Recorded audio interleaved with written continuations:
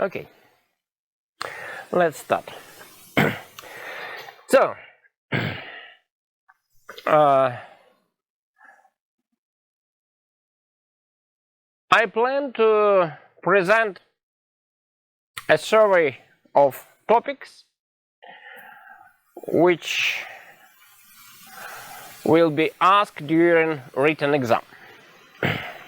So the first topic is about general sets in metric space, metric spaces, or in array, or in Rn, doesn't matter. In fact, that is not a problem. As a sample question, I choose here one question from standard textbook in Russian, which is used here. So it will be given like that. So if A and B are two sets in a metric space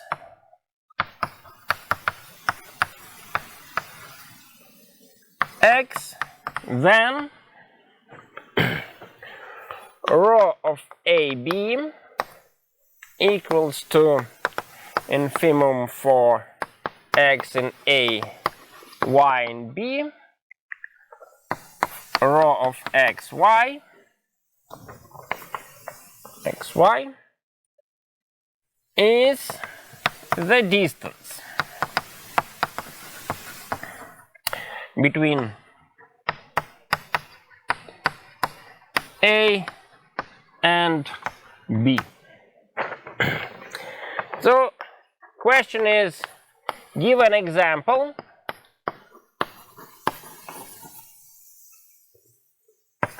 of two disjoint closed sets AB such that rho of AB equals to 0. So you see, the distance between two sets is infimum of distances between 2 points from those sets, right? And from the first glance it seems impossible, because if you have closed sets, and then it should contain all limits, right? But nevertheless, it's possible to do. Why? Because these are closed sets, not compact. In fact, another question from the same textbook asked to prove that if at least one of those sets is compact, then that's impossible. Then the distance is positive. But it's a little bit more complicated, and such an example can be constructed rather easily, even for R. So X is just the set of real numbers, which are closed sets. A is the set of natural numbers, and B is slightly shifted. So B is the sets, okay, let me write like that, for example.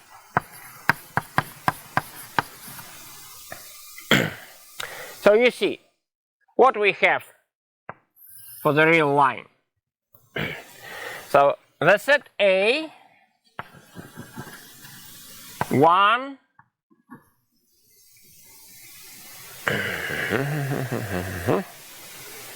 okay, maybe 1 over 2, and otherwise for n equals to 1 I have a problem, right? Yeah, then it's okay. 1, 2, 3, 4, and so on. So that is A, right? The set B, okay, 1 plus 1/2, 3/2, yeah, 3/2, then 2 plus 1/6, 2 plus 1/6, that is 13/6, right? Sorry? 1 over 2 plus 1/4, right, you are right. 1/4, that is 9/4, yeah, thanks. 9/4, right. 9/4, then 3 plus 1/6, 19/6, and so on, right? Yeah, 19/6, and so on. So you see, that is the set B, right? So you see that both sets, they do not intersect, right? Because this number is never natural, right? So obviously they are disjoint. Moreover, both are closed. Why? Because, you see, there is no limit set, a limit point of our set, right? For both cases. Because, yeah, so you see, every point of a real line is either isolated point of our set or is not a limit point. Because if you have a point somewhere in an interval, right, then you can find, so for arbitrary x in the interval, there exists a neighborhood such that x minus delta, x plus delta is precisely inside our interval n plus 1. So none of those points can be a limit point of the set A, analogously for the set B. So both are disjoint closed sets, right? And what is infimum of distances? You see, if you take x equals to n, y equals to n plus 1/n, then rho of x, y equals to 1/n, right? And as n goes to infinity, this tends to 0, right? So infimum of distances is 0. So the distance between those sets is 0, but both sets are closed and non-intersected. So disjoint. So that is, in fact, even slightly more complicated than questions which will be asked. So just remember main definitions of closed sets, open sets, limit point, boundary point, and so on. Okay, that is for the first topic. Second topic, differentiability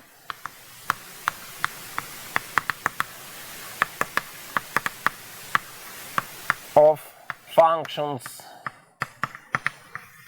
of several variables.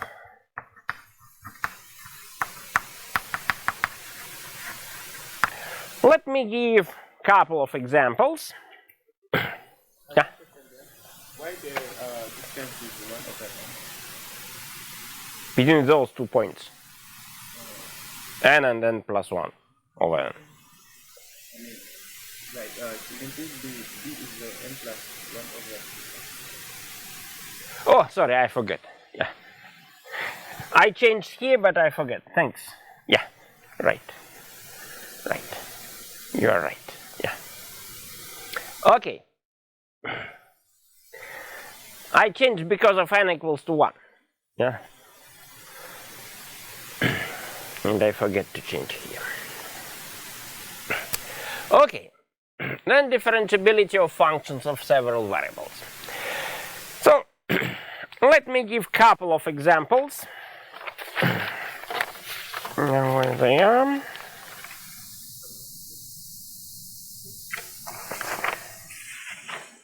Okay.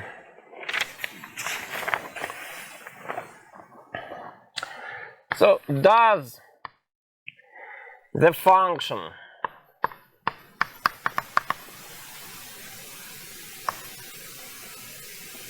w equals to x power 8 over 3 minus x y power 5 over 3 over x power 4 plus y power 4 minus 3x squared y squared over 2 power 1 over 6 when x squared plus y squared not equals to 0 and 0 if x squared plus y squared equals to 0 is differentiable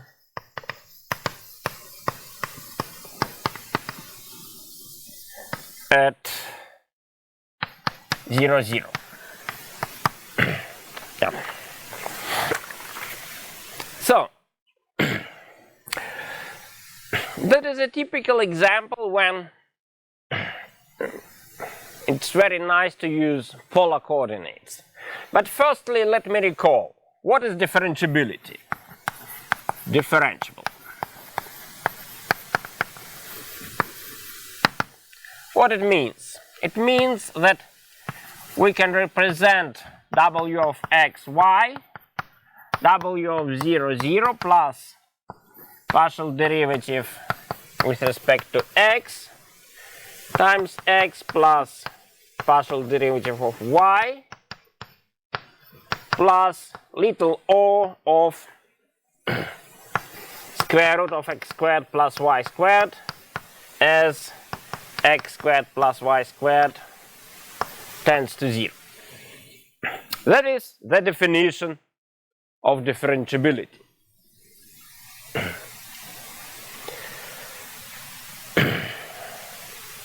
So, first of all, we need to compute partial derivatives. So what is partial derivative, for example, with respect to x? By the definition, and that is the only way to compute partial derivative at the origin, just by definition, no other way. Don't try to find partial derivatives by hand of this expression. No use, absolutely. So, that is limit of x tends to 0.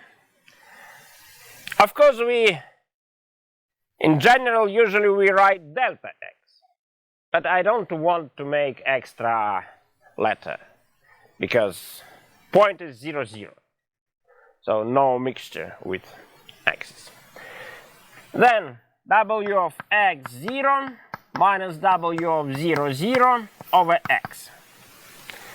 Look, what we have here, if we substitute, so you see, y we substitute equals to 0. X is x.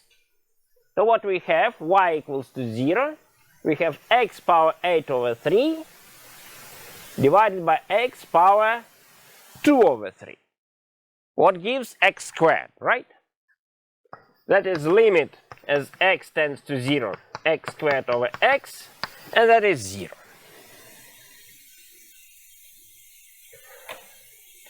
Then partial derivative with respect to y, analogously,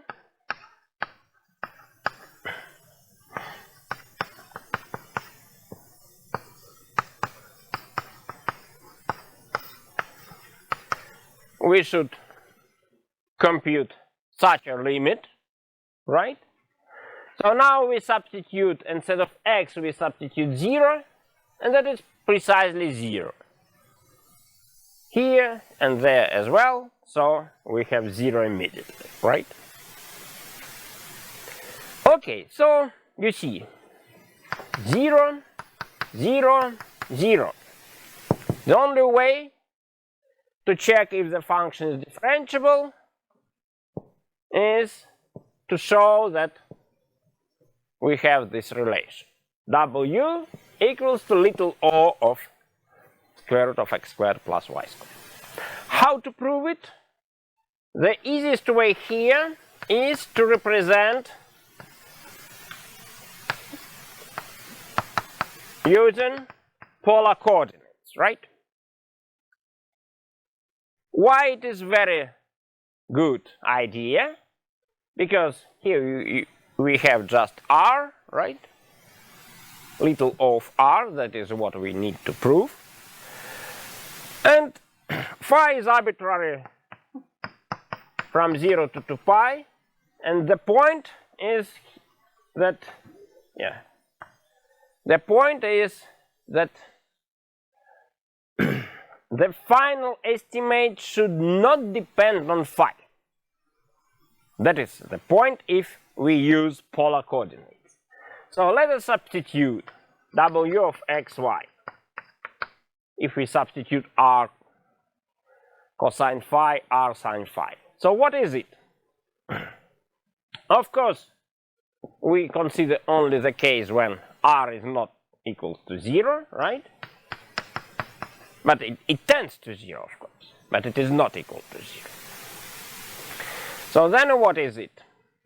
R power 8 over 3 cosine power 8 over 3 phi minus r to the power 5 over 3 plus 1, again 8 over 3 cosine phi times sine power 5 over 3 phi divided by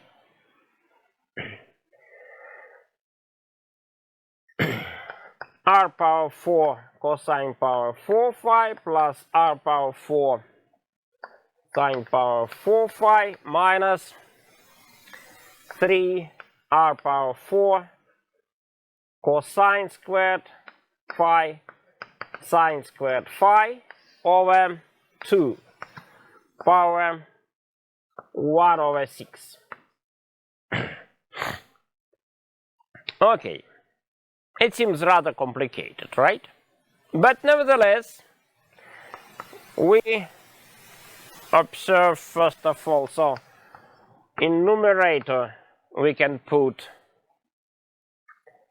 common multiplier r to the power 8 over 3 outside, what gives 8 over 3 phi minus cosine phi sine phi over 3 phi. Then in the denominator, so we have r to the power 2 over 3. And the point now to be sure that the multiplier is bounded from below by a fixed positive constant, which do not depend on phi. While we have a phi somewhere, that is not good. But in numerator it's easy, just put modulo and less or equal than cosine phi sine phi less or equal than 1, right? So very easy. But for denominator, it's a little bit more complicated. There was a question, huh? Okay. Okay, so, and let me avoid both trigonometric functions cosine and sine and use just one of them. Doesn't matter which of them. Maybe cosine, maybe sine, doesn't matter. So let's express cosine in terms of sine, right? So cosine squared is 1 minus sine squared, right? Then what remains? We have here 1 minus sine squared phi squared plus sine power 4 phi minus 3 over 2 1 minus sine squared phi times sine squared phi power 1 over 6. Okay, then what is it? R power 8 over 3 cosine 8 over 3 phi minus cosine phi sine 5 over 3 phi divided by r to the power 2 over 3. Oh, maybe I'll cancel common multipliers in r. And then what we have here, sine, okay, we have 1, then minus 2 times sine squared and minus 3 over 2 times sine squared, 2 plus 3 over 2, 7 over 2, right? Yeah, minus 7 over 2 sine squared phi, and then sine power 4 plus sine power 4 plus 3 over 2 sine power 4, once again 7 over 2 sine power 4 phi, right? 1 over 6. And lastly, r squared cosine 8 over 3 phi minus cosine phi sine 5 over 3 phi. And here, let me write like that. 7 over 2 sine squared phi minus 1/2 squared. So if I take square, then what happens with sine squared? Minus 2 times 1/2 times this gives precisely that one, right? What remains? 1/4 times 7 over 2, that is 7 over 8, right? And I have 1, so plus 1 over 8. That is the main point. We have a square plus something positive which do not depend on phi, right? After that, what we can do? Then I put modulus everywhere, and I can write an estimate. So what remains? Cosine less or equal to 1, here also 1, but of course we should put plus, so 2r squared over power 1 over 6, I forget, 1 over 6, so 1 over 8 power 1 over 6, that is square root of 2, right? 2 square root of 2r squared, right?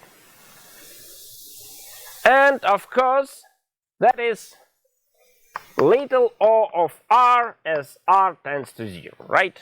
Because if you divide by r, this ratio tends to 0, obviously, right? And it means that the function is differentiable. The function is differentiable. Are you trying to say something? What is it? Ah, okay. Sorry?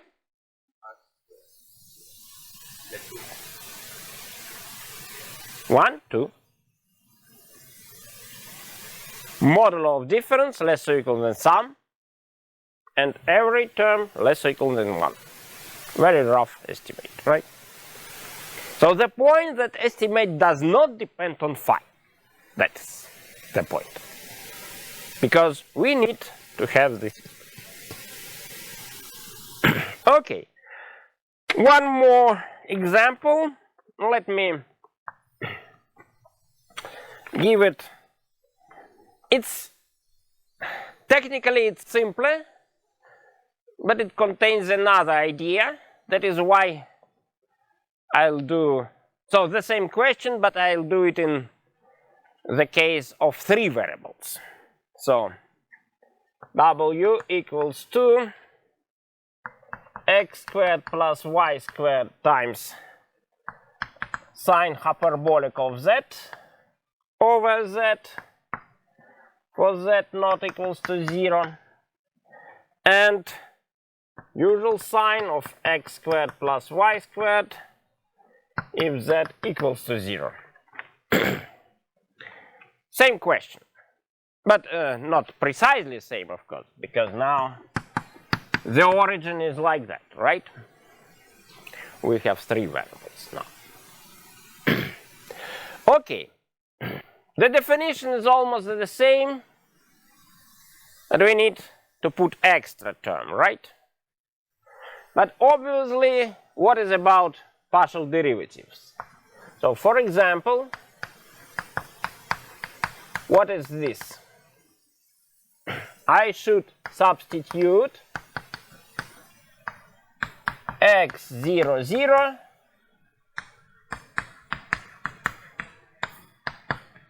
right?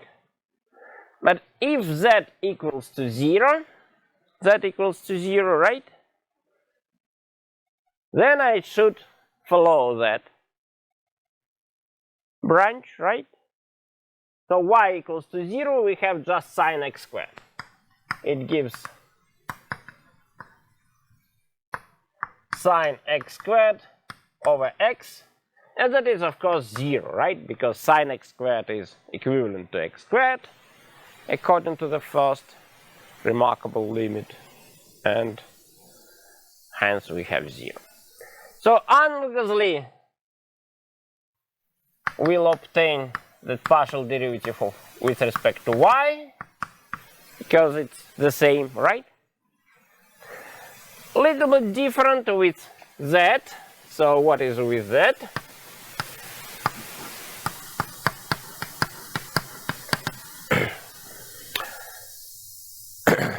So limit as z tends to 0,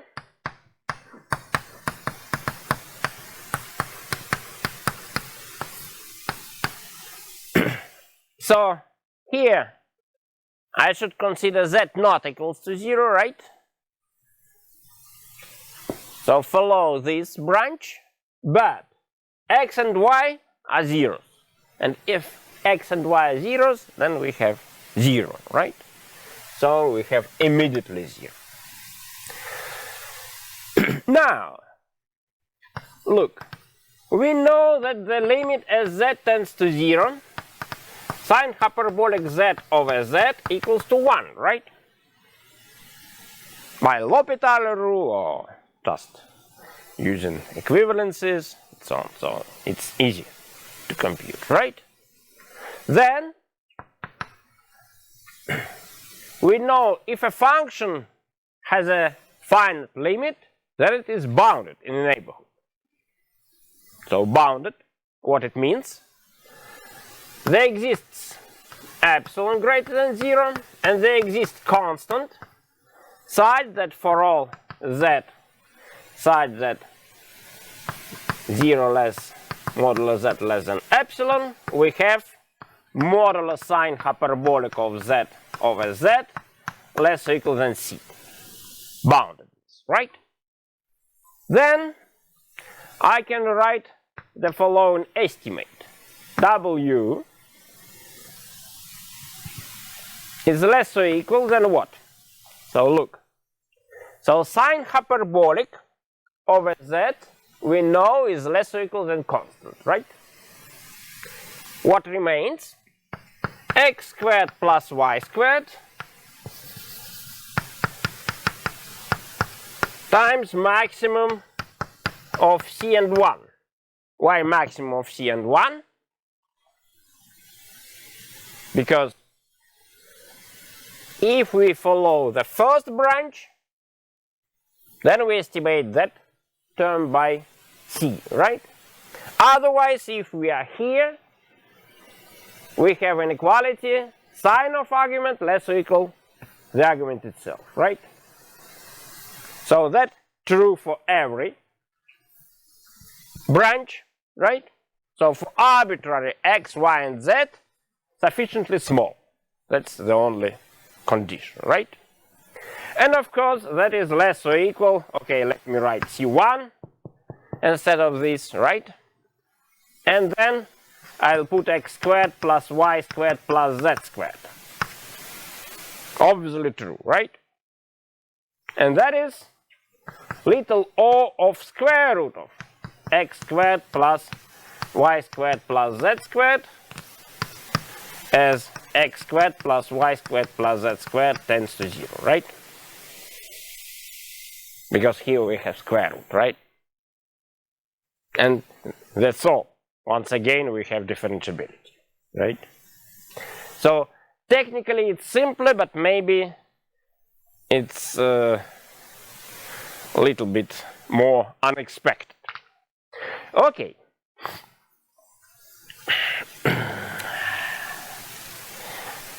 Let me erase for a while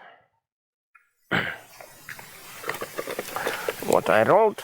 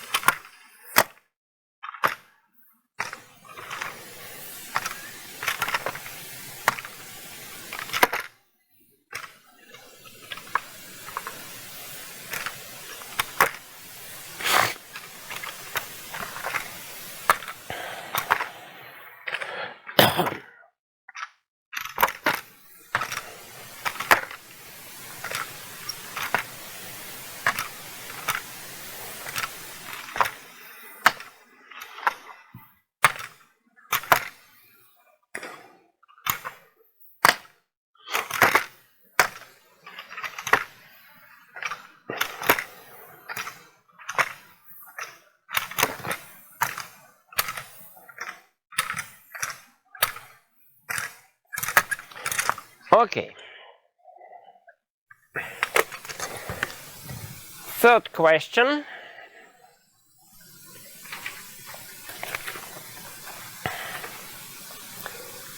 Yeah. Third question is about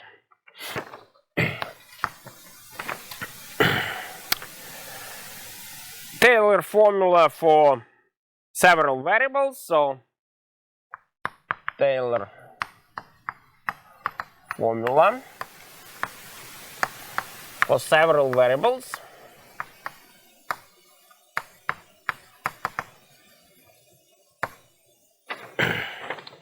Evaluate the first and second differentials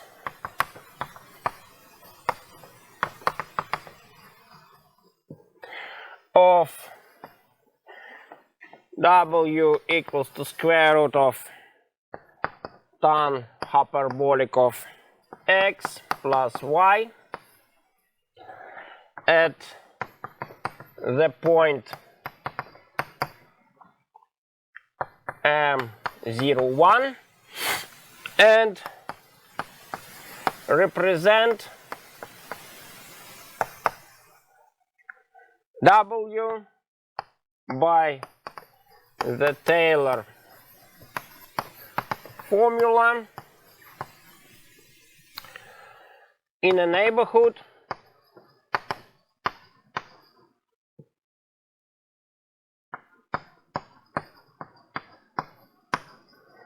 of m up to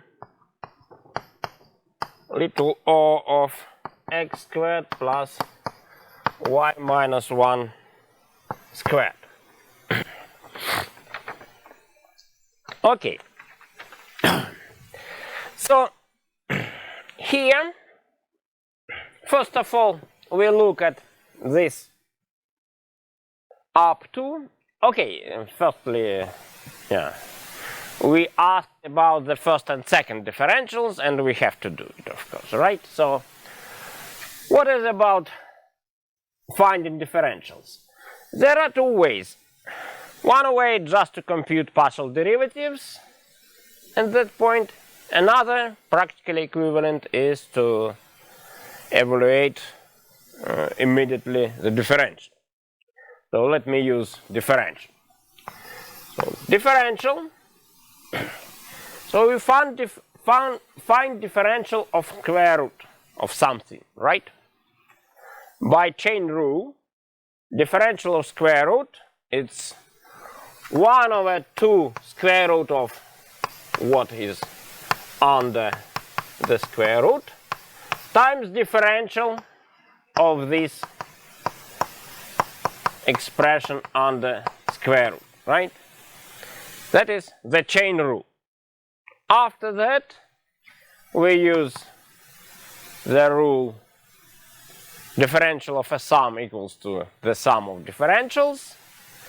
Differential of tan hyperbolic is 1 over cosine squared hyperbolic times dx. So dx over cosine hyperbolic squared of x plus dy over 2 square root of tan hyperbolic x plus y. Okay, then differential at our point, we substitute x equals to 0, y equals to 1, tan hyperbolic is 0, we have 1, here 1, so 1/2 dx plus dy. That is the first differential. So for the second, we compute second differential, once again taking differential of this expression, right? So 1/2 is a multiplier, constant multiplier outside of the differential. Then we have product of two expressions. Ratio times numerator, right? Ratio is tan hyperbolic x plus y power minus 1/2. Use chain rule, right? So we have minus 1/2 times tan hyperbolic x plus y power minus 3 over 2 times differential of this expression, what is precisely the same as we had, right? So it means we have dx over cosine hyperbolic squared of x plus dy squared plus, so I took differential of this multiplier, right? This multiplier. 1 over that, without 2, of course, right? Without 2. I took differential of this multiplier. Now I have to take differential of the numerator. Second differential of y is 0. Second differential of x is 0. So we need to take differential of this cosine hyperbolic squared, right? Okay, then let me rewrite it like that. So 1 over square root of tan hyperbolic x plus y times minus 2 cosine hyperbolic power minus 3 of x times dx squared, right? Hence, what is about second differential at 0, 1? Once again we substitute, then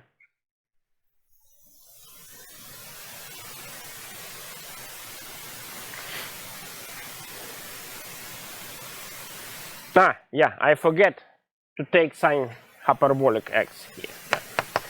Sine hyperbolic x. Chain rule is not used completely. Yeah. So if we substitute x equals to 0, this disappears, right? So here we know 1, that gives minus 1 over 4 times dx plus dy squared, or minus 1 over 4 dx squared minus 1/2 dx dy minus 1/4 dy squared. That is the second differential. Questions?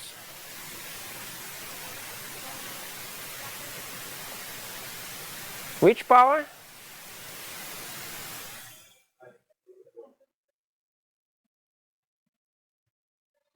One power minus 3/2, so it's 1, yeah. Okay, so then Taylor formula, right? So in general, what is Taylor formula? W of xy equals to W of 0, 1 plus first differential plus 1/2 second differential plus little o of that one. Because, yeah, here we have precisely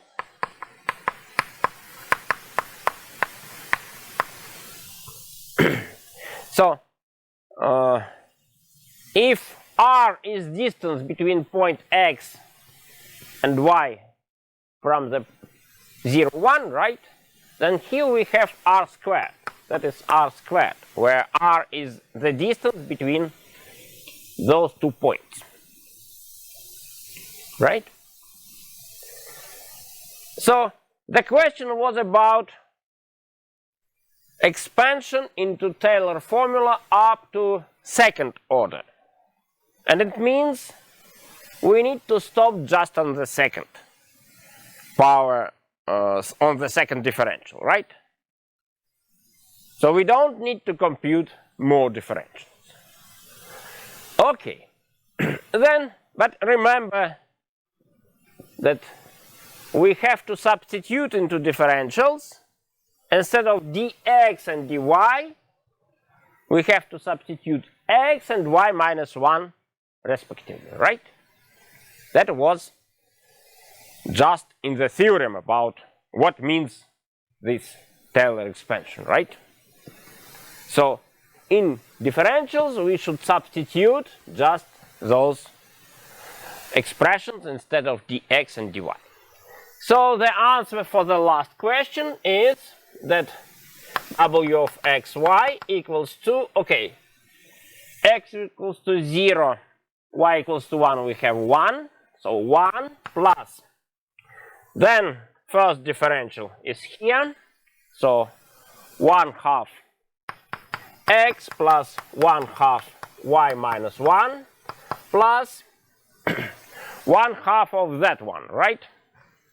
That is minus 1/8 x squared minus 1/4 x times y minus 1 minus 1/8 y squared plus little o of x squared plus y minus 1 squared. Once again for that. And that is the answer. Okay? That is about Taylor formula. Okay, fourth question. Applications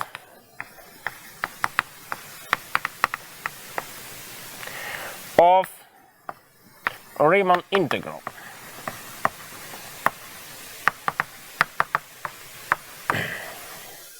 That is length, area, volume of a solid of revolution.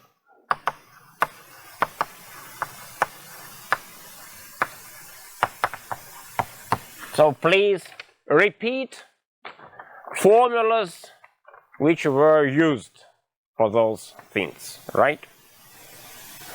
And I'll give just one example. So find the area,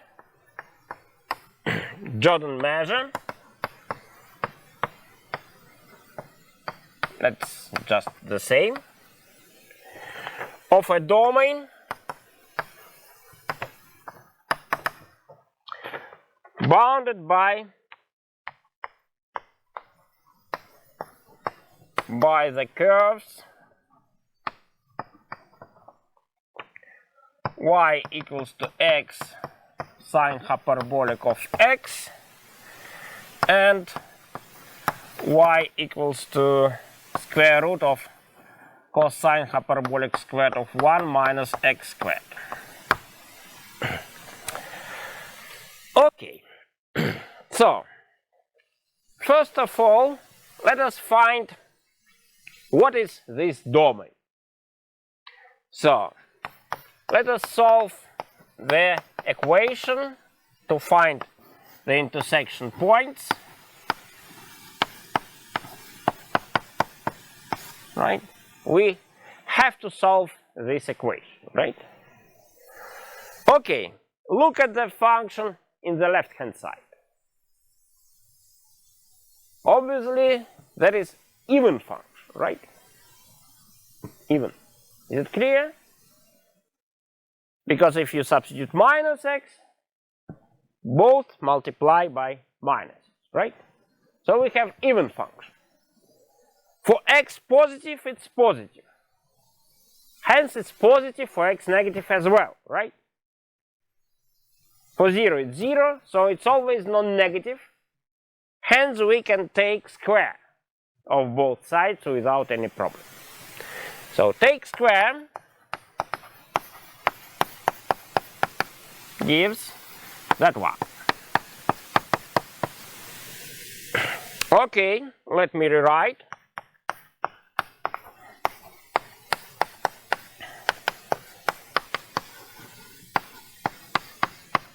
Or using the identity for hyperbolic functions, that is cosine hyperbolic squared, right?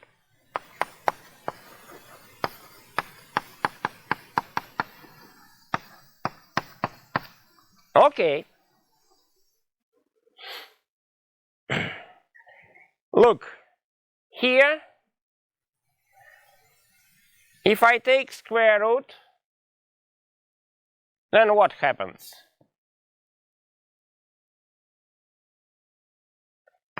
Is it equivalent or not?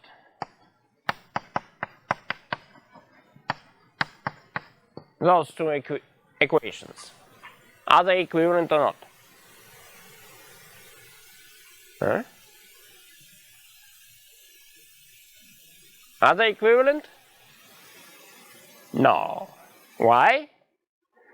Because cosine hyperbolic is always positive, right? Hence, x should be positive here. But if we solve this equation and then substitute, instead of this x, we substitute minus x, then it will be the solution of that one, right? So it means these equations are not equivalent. But once we solve this equation, we know two solutions of that one, right? Okay, then what to do with it? Can you give me a solution?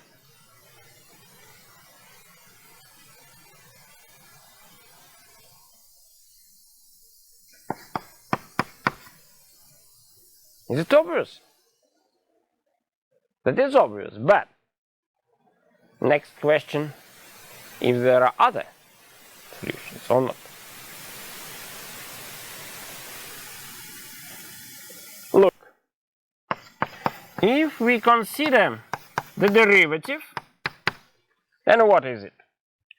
Cosine hyperbolic of x plus x sine hyperbolic of x, that is positive for all x positive, right? And what it means? It means that this function in the left hand side is strictly increasing, right? Hence it is 1 to 1. And there is only one solution of this equation for x positive, right? Unique solution. So that is unique solution of this equation. And after that, remember that also minus x is also a solution, so we have two solutions of our equations. And relatively, if we substitute what we have, y equals to, for both of them, sine hyperbolic of 1, right?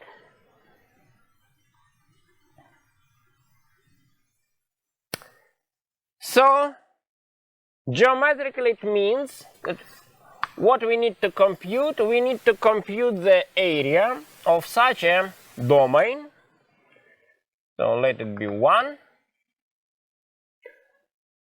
Yeah, in fact, it should be like that.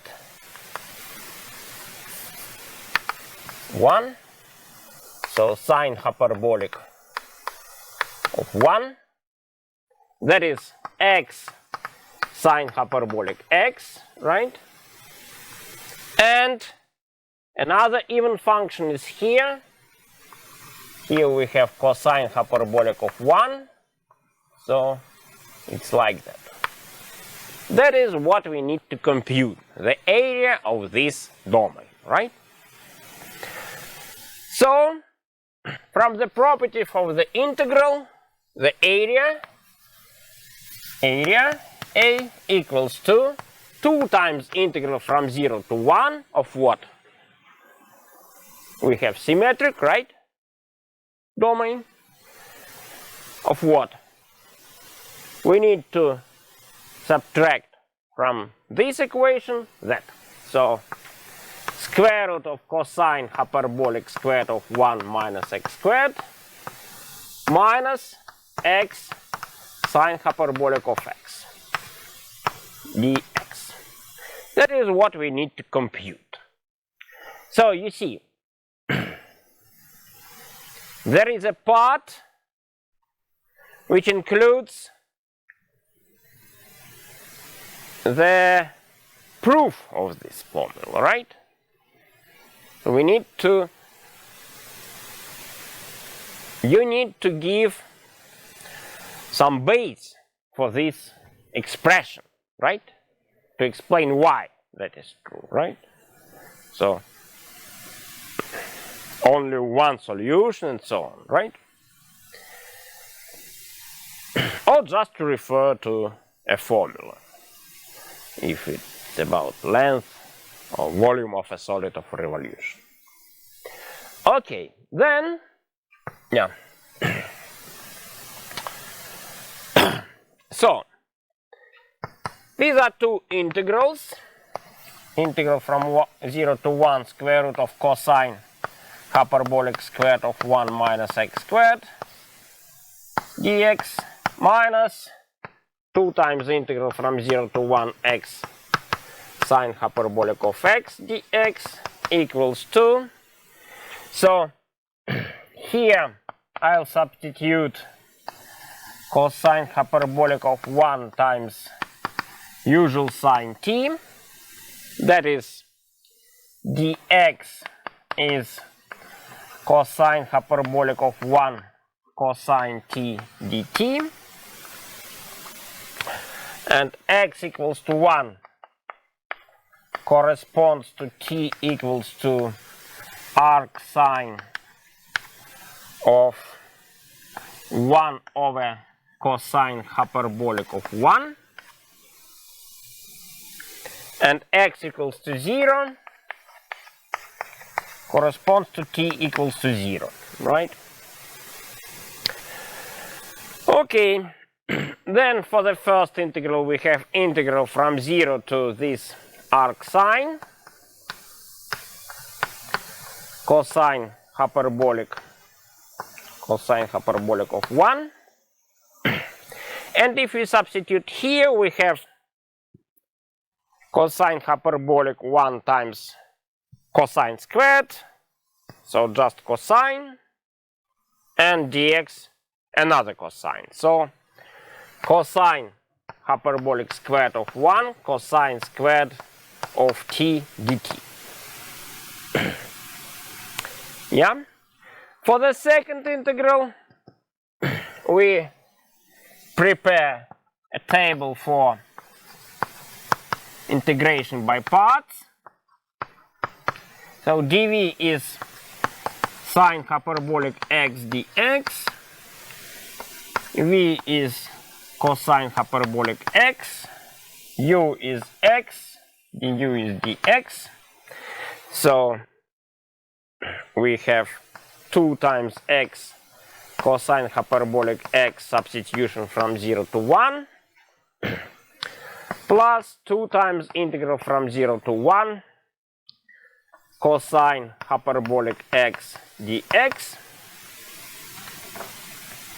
Then 2 cosine squared is cosine 2t plus 1, right? So we have cosine hyperbolic squared of 1, integral from 0 to 1 to arc sine 1 over cosine hyperbolic of 1 plus cosine of 2t dt minus 2 x equals to 1 cosine hyperbolic of 1, 0 gives 0. Integral of cosine is sine hyperbolic, so plus 2 sine hyperbolic of 1. And lastly, it gives cosine hyperbolic squared of 1 times arc sine. This 1 over cosine hyperbolic of 1. Integral of cosine gives 2t, 1/2 of sine 2t, that is cosine hyperbolic squared of 1 times product of sine times cosine. Sine of arc sine cancel, 1 over cosine hyperbolic of 1. Cosine of arc sine is square root of this.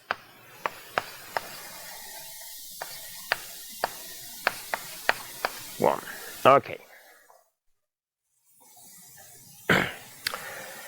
Yeah.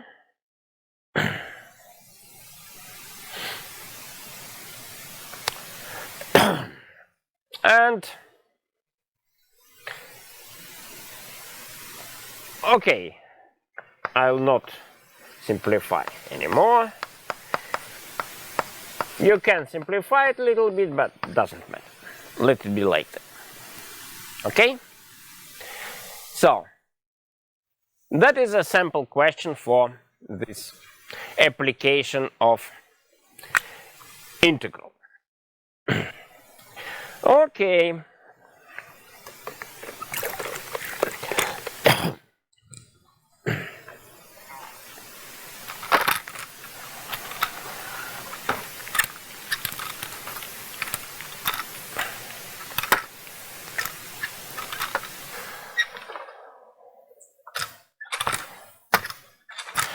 So,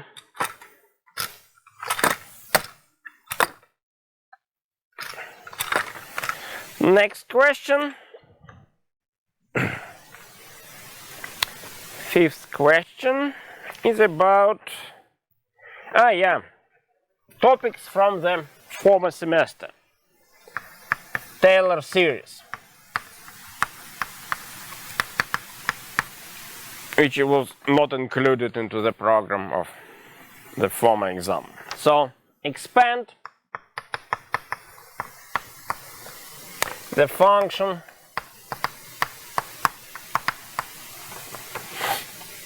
y equals to logarithm of 4 minus x times 3 plus x power x minus 2 into the Taylor series in powers of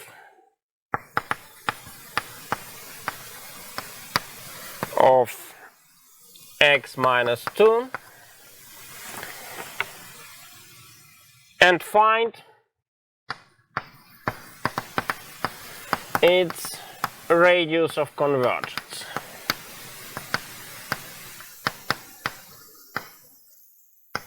convergence.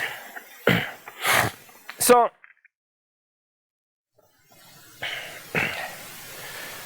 okay, let me start with just using properties of the logarithm. So logarithm of product equals to sum of logarithms.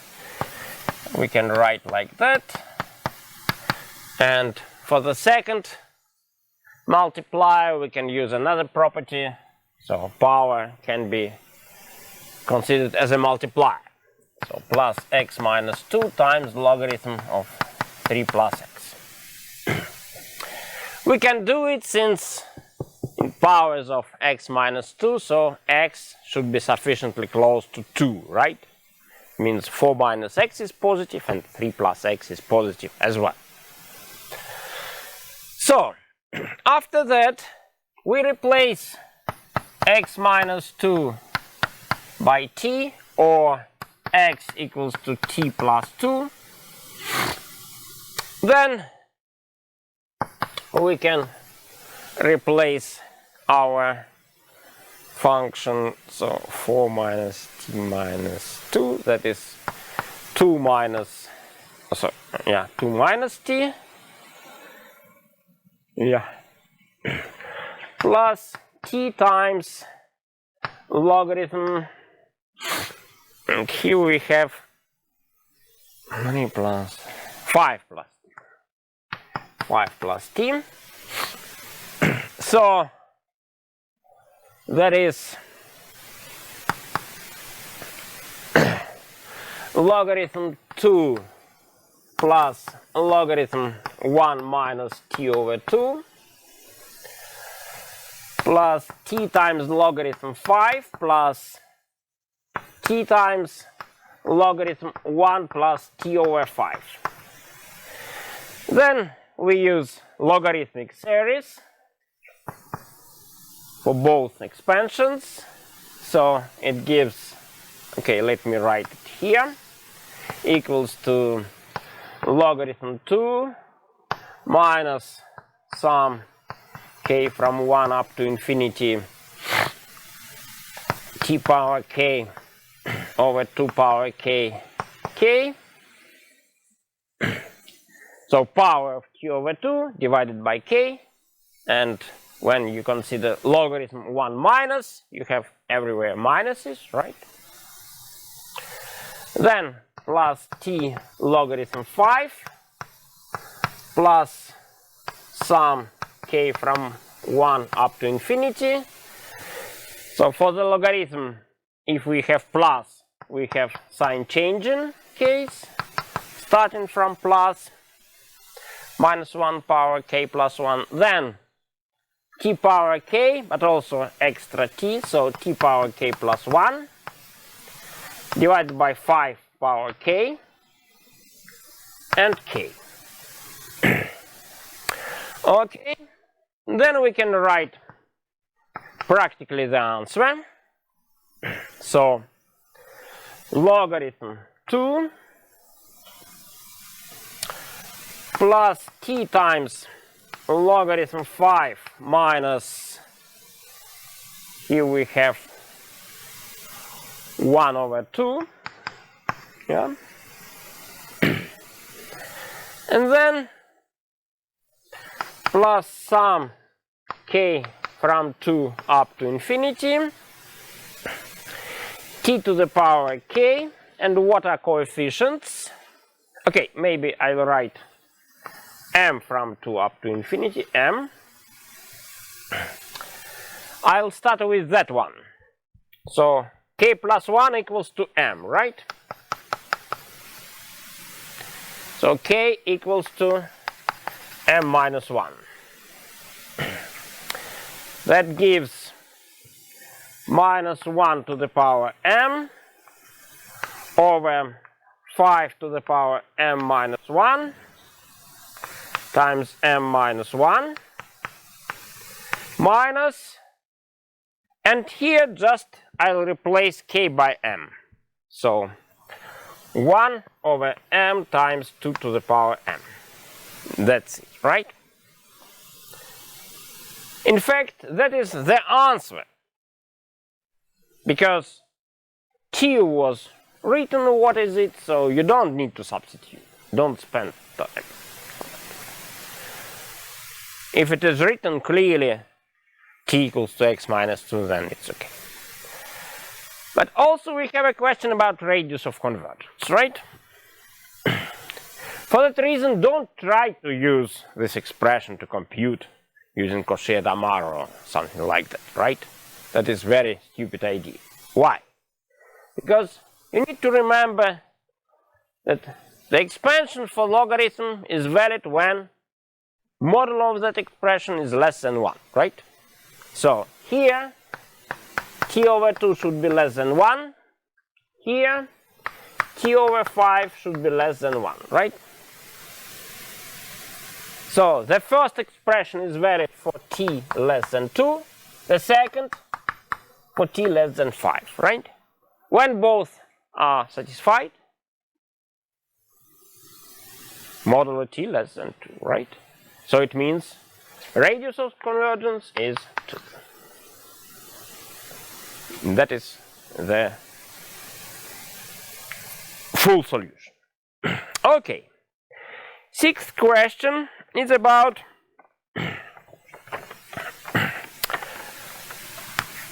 implicit functions.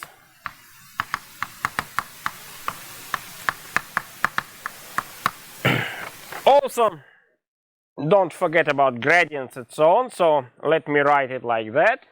Sample question. Find the gradient of the function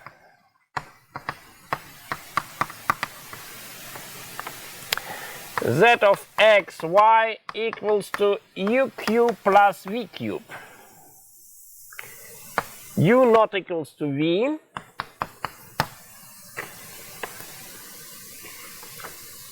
At the point 3, 5, if u equals to u of x, y, and v equals to v of x, y are differentiable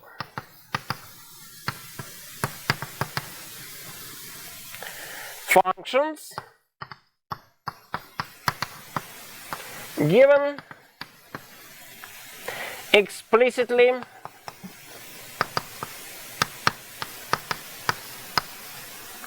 by the equations.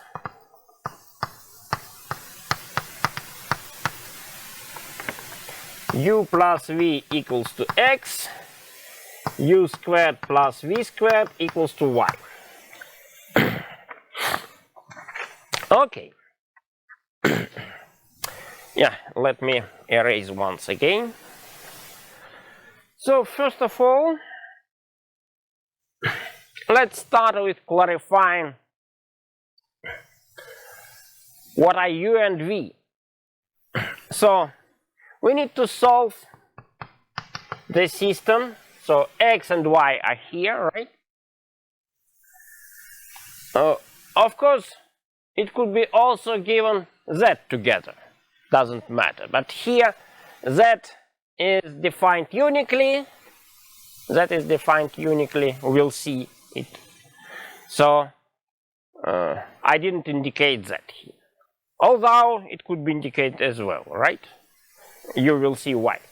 So u squared plus v squared equals to 5. So x is 3, y is 5, right? The point is here.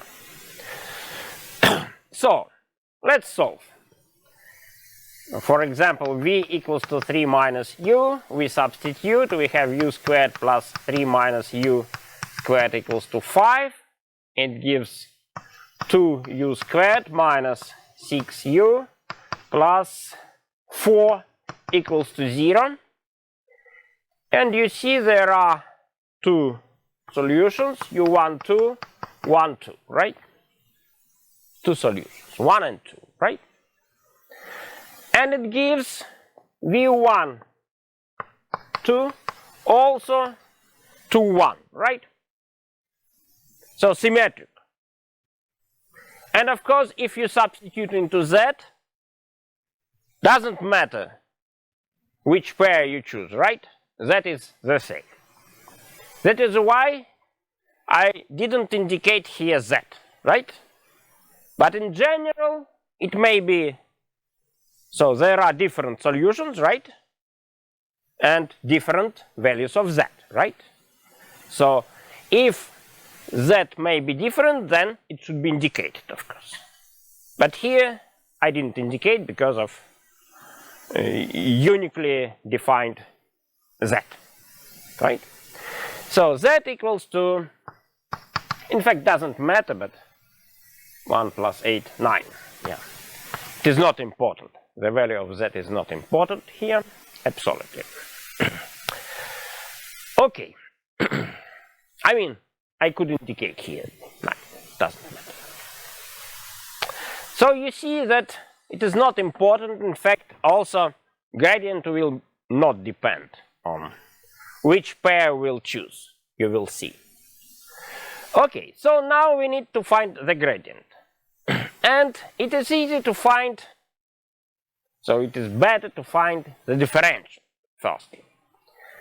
So look at the differential, dz. Of course, it should be given in terms of dx and dy, right? But we'll start with very easy computation, namely just differentiate this expression. What it gives? 3u squared du plus 3v squared dv, right? Very simple. But we need to express du and dv in terms of dx and dy. How? Just differentiate the system. What it gives? Du plus dv equals to dx, and 2u du plus 2v dv equals to dy. So that is the system of equations to solve, to find du and dv, right? Okay, so let's firstly find dv. So multiply the first equation by 2u and subtract. So it gives 2u minus 2v times dv equals to 2u dx minus dy, right? And it gives dv equals to 2u dx minus dy over 2u minus v. Then analogously we multiply by 2v and make the same difference. So it gives 2v minus 2u times du equals to 2v dx minus dy. So du equals to 2v dx minus dy divided by 2 times v minus u. Okay, then we can substitute into dz, and I can find then the expression for differential of z. So substitute, what is it? 3u squared times 2v dx minus dy over 2 times v minus u plus 3v squared times 2u dx minus dy over 2 times u minus v. And then we can unify. So what is coefficient in dx?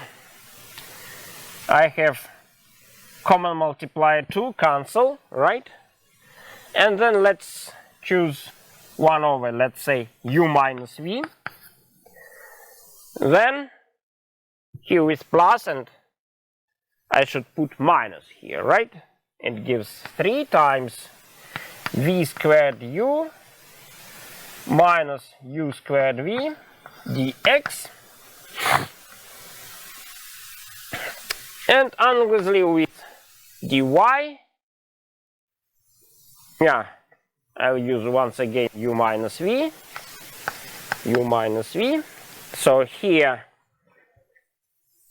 I'll change, put plus, and it gives 3 times u squared minus v squared dy, and yeah, also we can cancel u minus v, right? vu outside, v minus u, so minus 3 uv dx plus 3 u plus v dy. Lastly, substitute. So you see, because of symmetry, once again, doesn't matter which pair we consider, right? So product gives 2, so minus 6 dx, sum gives 3, so plus 9 dy, right? Then what is gradient? Gradient is a vector which consists of partial derivatives, right? So what is gradient? Minus 6, 9 is the gradient, right? Gradient z at 3, 5 equals to that one. That is the answer, right? The answer.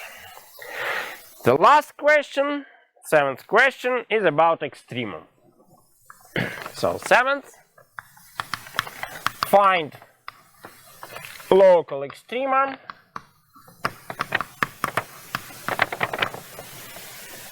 of the function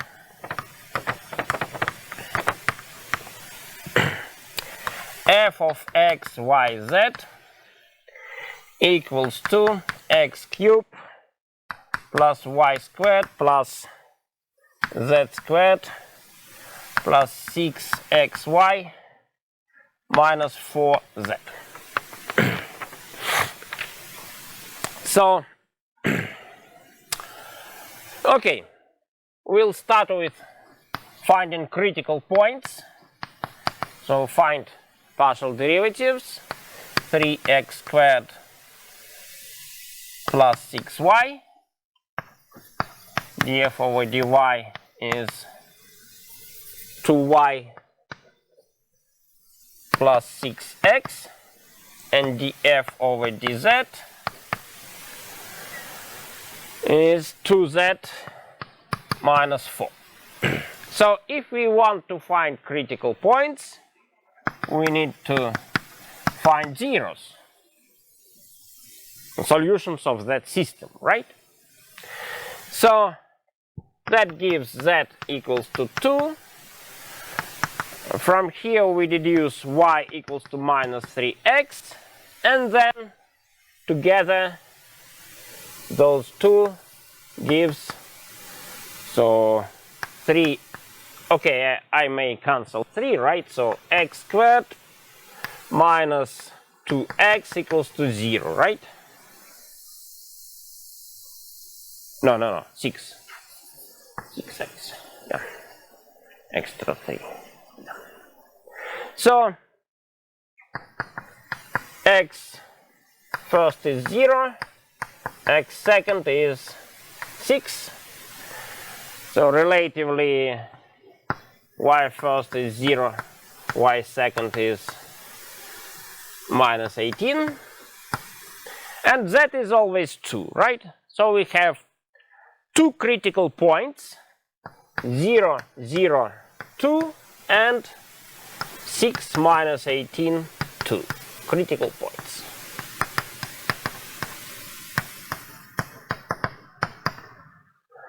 Then we need to investigate the second differential, right? For that reason, let's compute second partial derivatives. So 6x, second partial derivative with respect to y twice, and the same for z twice is 2. Then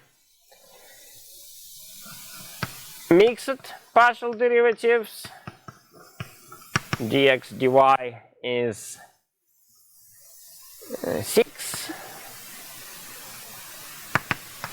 d to f dx dz, and also dy dz, they are zeros. They are zeros.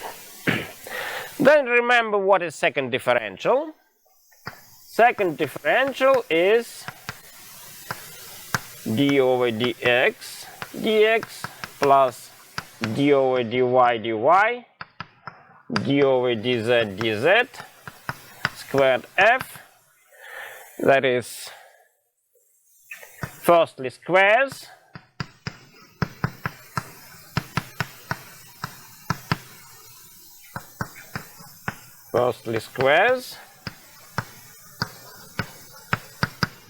then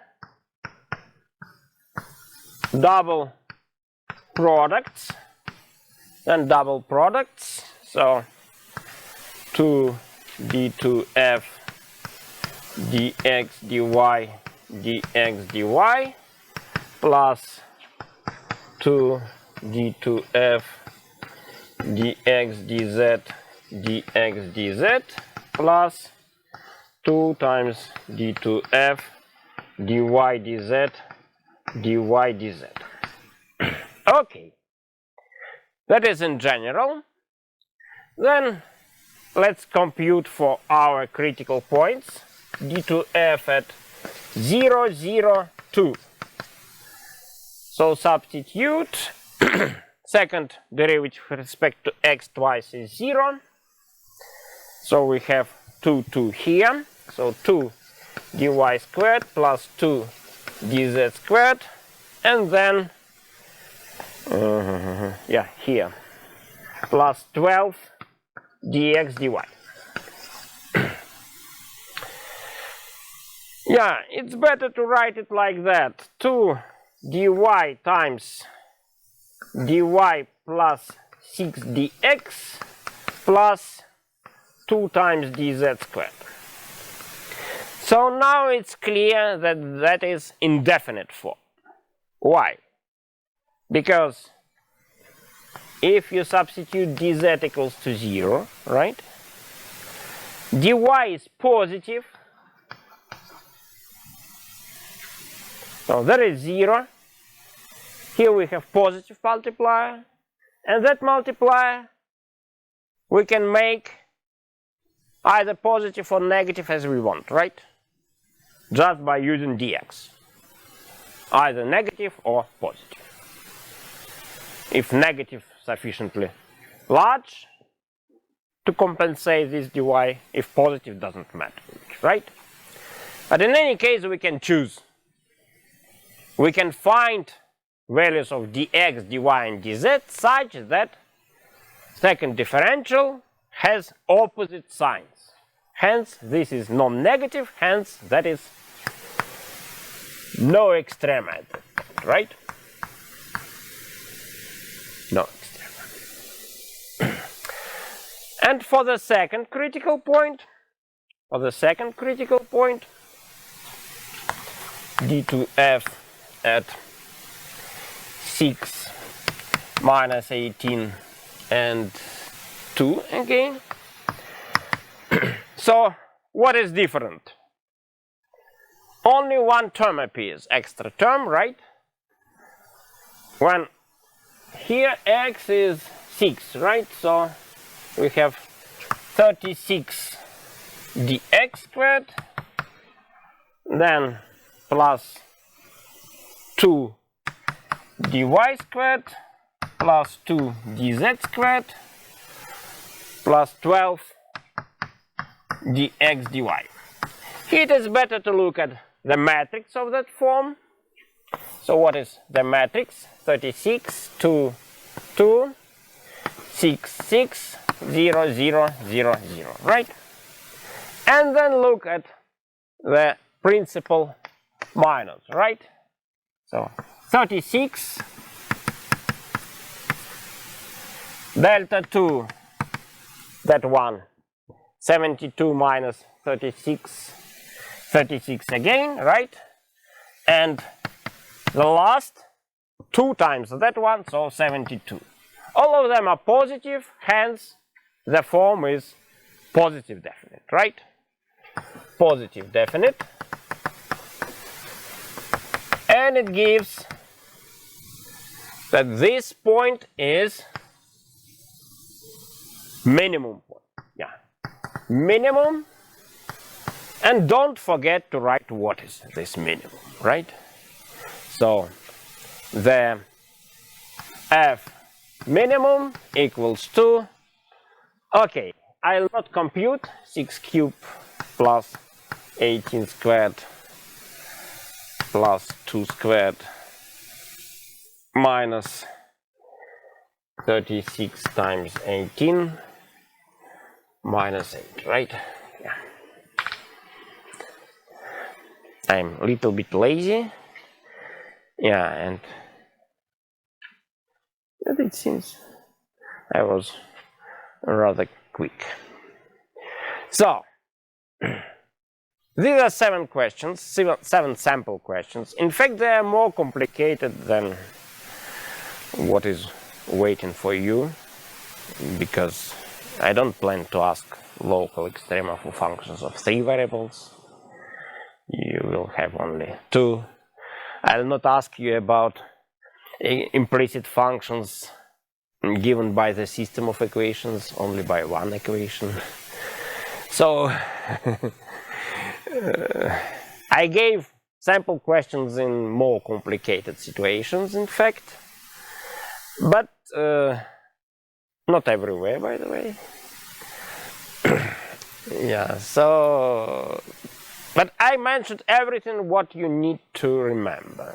I mean, also don't forget about, of course, for example, for Taylor series, or you need to remember expansions of elementary functions, not only of logarithmic, right, but also binomial, exponent, and so on, right? Also for